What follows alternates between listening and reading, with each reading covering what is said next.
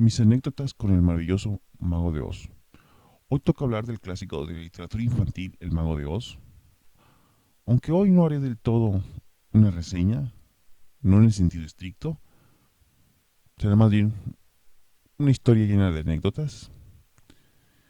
El Mago de Oz es la primera novela de Frank Baum sobre este mundo de Oz, y a decir de su biografía tuvo un éxito muy grande, lo que hizo que Frank Baum no se detuviera ahí y escribiera un montón de libros, en lo que podría decirse fue que fue la primera saga de la literatura infantil, de la literatura también de fantasía.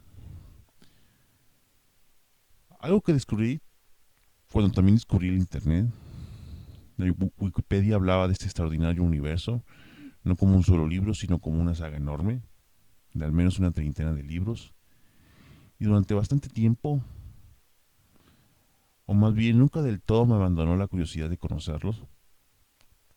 Sobre todo porque mi entender eso chocaba con la idea de Hollywood, de convertir a los reinos mágicos en sueños de sus protagonistas, una extraña e insistente costumbre del cine de Hollywood y en particular de Disney.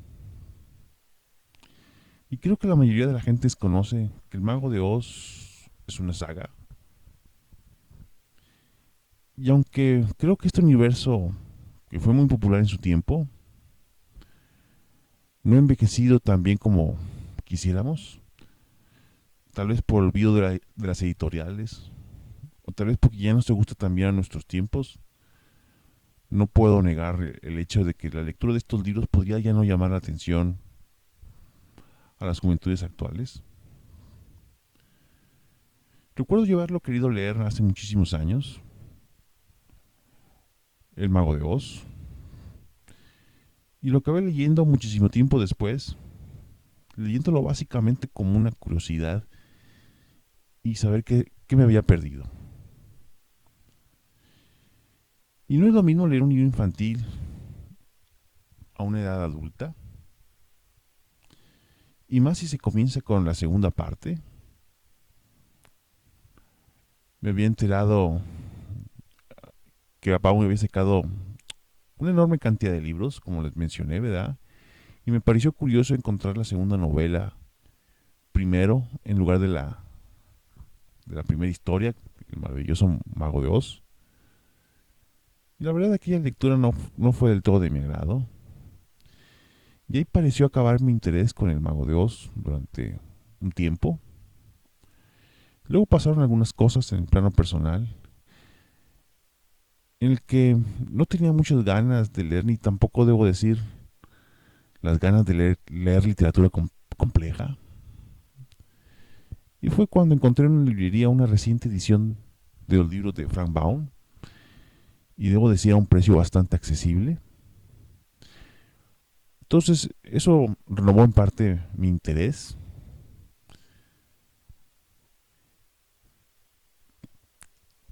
Y con el ánimo que tenía en aquellos tiempos, comencé la relectura incluso del libro que ya había leído, la segunda parte del maravilloso Mago de Oz. Y esta segunda vez que lo releí me pareció bastante mejor. Porque lo que podría decir que para apreciar un libro a veces no basta leerlo una vez. Lamentablemente para los libros es más difícil leerlos una segunda vez. Ocupan más tiempo, por ejemplo, que las películas. Las películas duran 2 horas y podemos verlas fácilmente más de una vez. En el caso de los libros es algo completamente diferente. Pero no es la primera vez que leía un libro 2 veces. De vez en cuando vuelvo a leer Miguel Strogoff, que yo creo que ya he leído al menos 3 veces, posiblemente más. Y más recientemente la Isla del Tesoro. Y en verdad que ha sido bueno conocer esta saga. Aún así no podría decir que está a la altura del Señor de los Anillos, pero tiene muchos méritos. Además de que es interesante ver la evolución de Frank Baum como escritor y cómo a través de tantos libros fue delineando su propia utopía, mostrada como su mundo de Oz. Y así llegó al primer libro, el que comenzó todo, el maravilloso Mago de Oz. Y para mí también fue el que hizo que volviera a retomar el interés y a comprar más libros de la saga original, al menos la escrita por Baum, de la que me falta solo uno, pero espero remediar en breve. Y en verdad es bastante buen libro. La película de la Metro se queda realmente corta. Esto es algo normal en las adaptaciones de los, de los libros al cine, que se queden cortos, que no sean tan detallados. El detalle en el libro es más abundante, conocemos más a los personajes y creo que eso ayuda mucho a que un lector más adulto tome interés en la lectura de un libro infantil.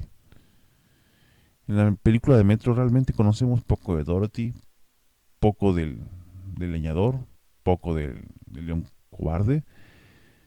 Y la historia, aunque es entretenida, podemos pensar que tiene poca sustancia para un adulto. Saber, por ejemplo, cómo el leñador se convirtió en el hombre de hojalata y leer cómo Baum despliega su imaginación para descubrirnos tierras extraordinarias, como el mundo de porcelana, por ejemplo, es algo interesante, algo que aporta mucho al interés de la historia y es algo que no se ve en la película, como muchas cosas que tampoco se ven en la película. La parte bastante naturista del libro, algo que es parecido a Tolkien, ya que en el mundo de los todo parece tener algún tipo de conciencia y los animales no son solo animales, se pueden comunicar con nosotros, nos entienden, el león cobarde, la reina ratón, cuervos, abejas, entre otros.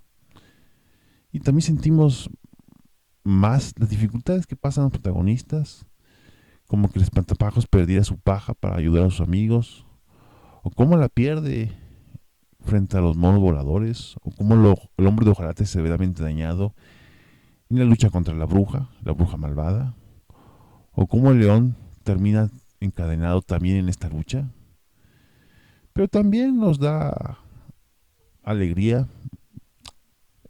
asistir al éxito de la misión de Dorothy de derrotar a la bruja mala, terminar con ella, y también a la decepción de saber quién es el mago de Oz. De hecho, la aparición de este personaje, el mago de Oz, como un humano, que también había llegado a esta tierra por accidente, ya de hecho nos habla de que lo que está viviendo Dorothy en el mundo de Oz no es un sueño. ¿Por qué? Porque hay otra persona real en él. Al menos que fuera un sueño al estilo de la película Inception, un sueño compartido, estos sueños que uno tiene y que hay personas con las que compartimos ese sueño, algo, digamos, que no se puede saber si esto es posible, aunque es interesante la posibilidad de que pueda existir algo parecido, ¿verdad? Algo que esto pudiera ser real.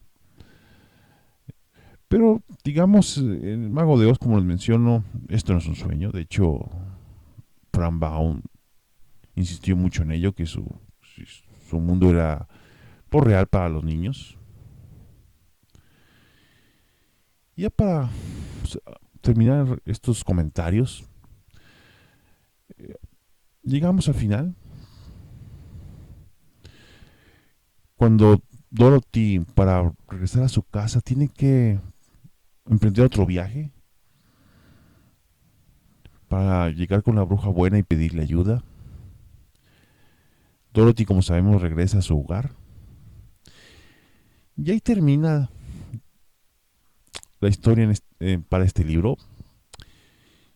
Y digamos también para el cine. Ya que como os he mencionado antes, ¿verdad? En el cine todo lo que vive Dorothy son sueños, y se concentraron bastante en al menos en la película de Metro,